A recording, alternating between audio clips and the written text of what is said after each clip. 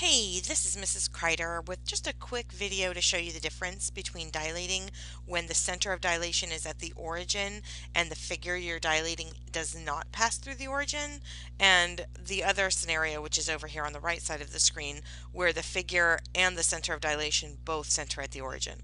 So what I have is two different GeoGebra windows open. In window 1, I have a square that you can see the origin of the graph 0, 0 is down completely underneath the square, and the square has side lengths of 2 units and has a red dashed line running through the center point of the square. So what I'm going to do is I'm going to dilate the square from the origin, because remember, in this course we use the center of dilation we use the origin as the center of dilation almost exclusively. So what I'm going to do is just kind of draw a rectangle and select everything in this window, and then I'm going to choose the dilation option. And when I select the point that is going to be the center of dilation, which is the origin, a box pops up asking for the factor. I'm going to dilate it by a scale factor of 2.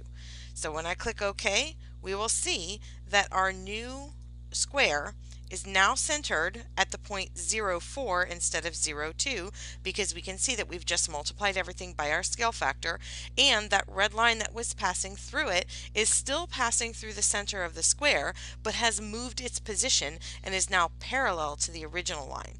So that's the first thing that I want you to see. Now, with that in mind, come on over to GeoGebra window 2 and look at a square that is 2 units in length around each side and is centered on the origin. So the origin, which is what we will use as the center of dilation, is also the center of the figure, and that red dashed line is passing right through that. So again, we're going to just do a little quick selection of everything that's in our window, and I will do a dilation from the origin, same scale factor, and this time the square is completely surrounding my original square, and since the center did not move, that red dashed line stayed in the same exact place. Now these are lines, so we can't measure lines, we simply talk about their position. So what happened in the first image when the center of the square was not the same as the center of the dilation, then the lines became parallel. Over here, where the center of the square is the center of dilation, the lines are one and the same, so the new line lies right on top of the old line. This is just a quick illustration to help you understand this interesting phenomenon, and hopefully that will help you to understand some of the questions you should come across. If not, please give your teacher a call and we'll be happy to give you further demonstration.